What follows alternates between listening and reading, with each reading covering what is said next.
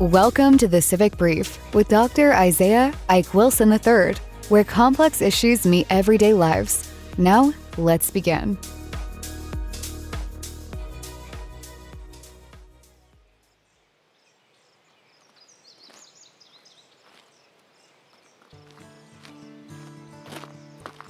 Today we take a long walk, not alone.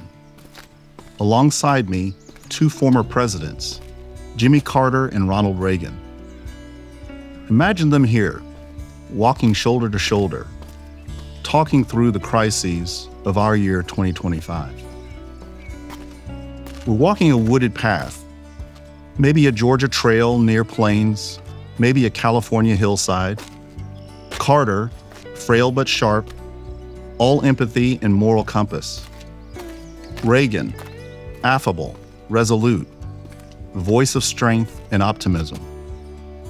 With us, they reflect on today's world, the compound era, this age of converging crises. President Carter speaks first. He says to me, Isaiah, the first duty of a democracy is to remain a democracy. In my time, I fought for human rights abroad, but also at home.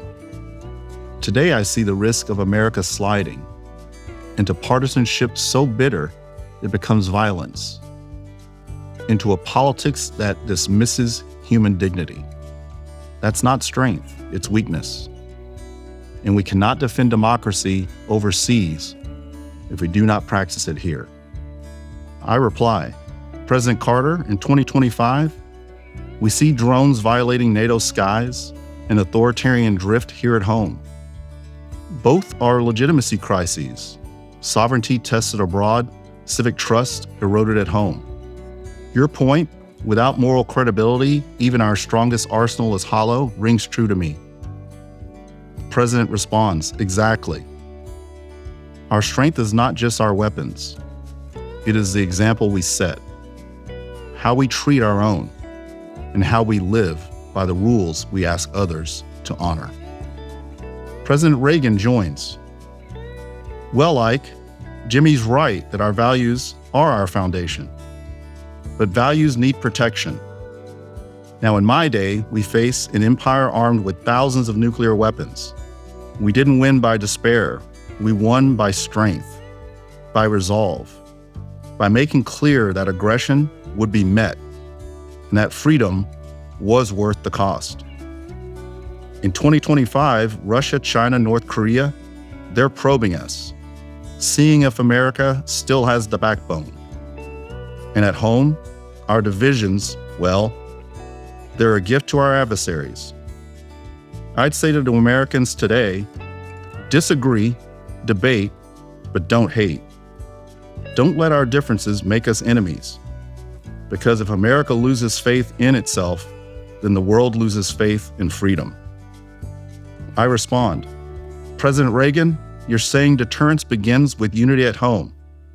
The drones in Poland, the insurgent sounds in American towns, both are tests of our cohesion. The President responds, yes, peace through strength, yes. But strength is also unity.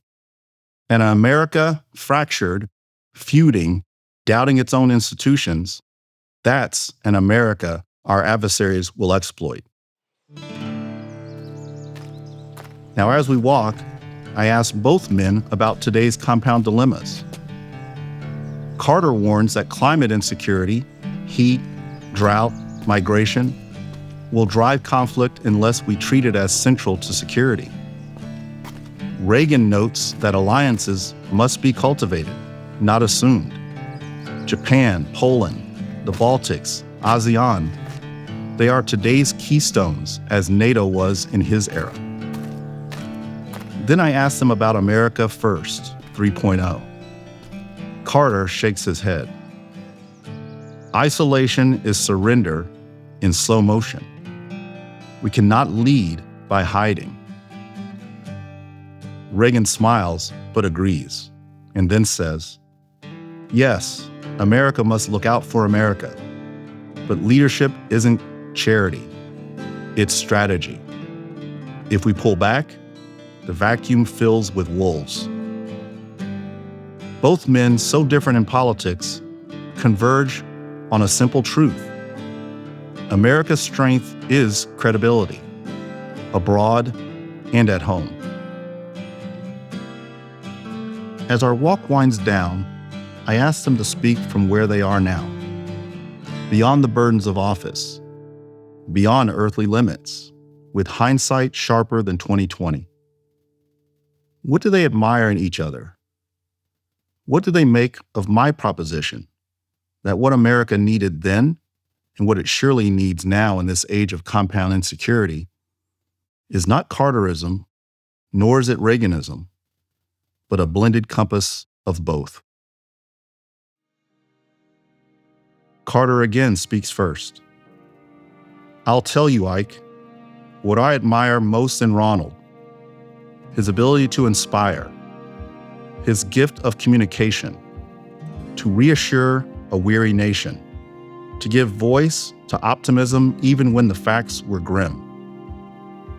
I devoted myself to truth in conscience, but I often lacked his touch for lifting people's spirits, and that matters. A leader must not only warn, but also encourage. Reagan then replies, "And Jimmy, what I admire most in you was your moral courage. You placed human rights at the center of foreign policy, even when it cost you politically. You insisted that decency was strategy. I focused on strength and resolve, but I see more clearly now.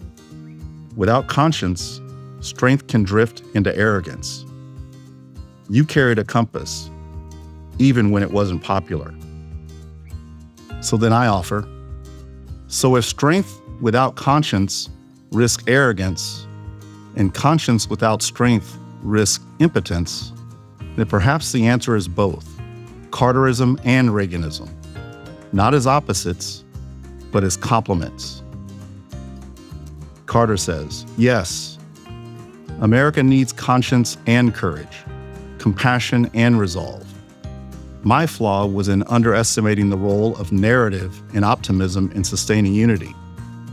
A Carterism without hope can tire a nation, but a Carterism fused with Reagan's optimism, that could anchor democracy.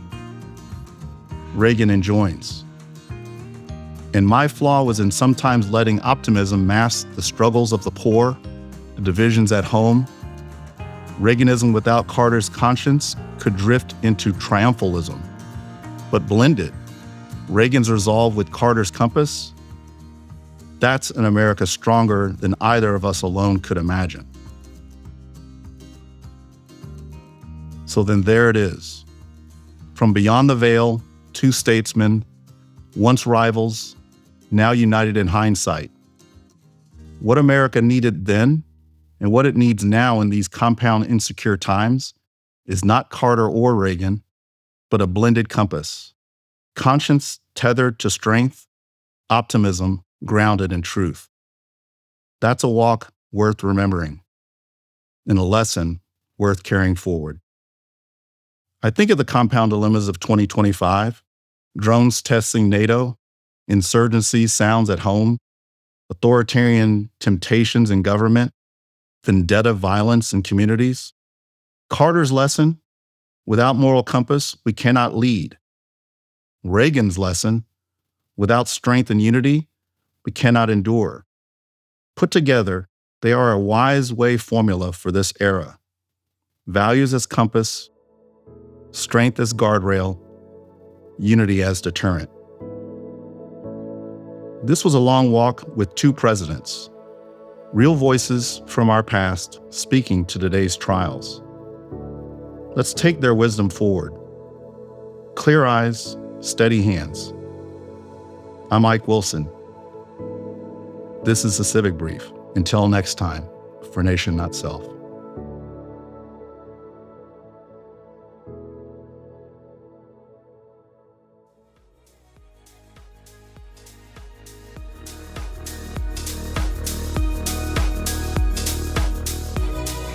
Thanks for tuning into the Civic Brief. Got questions, insights, or ideas? Join us at thecivicbrief.com to continue the dialogue. Subscribe, share, and be part of shaping the future, one brief at a time.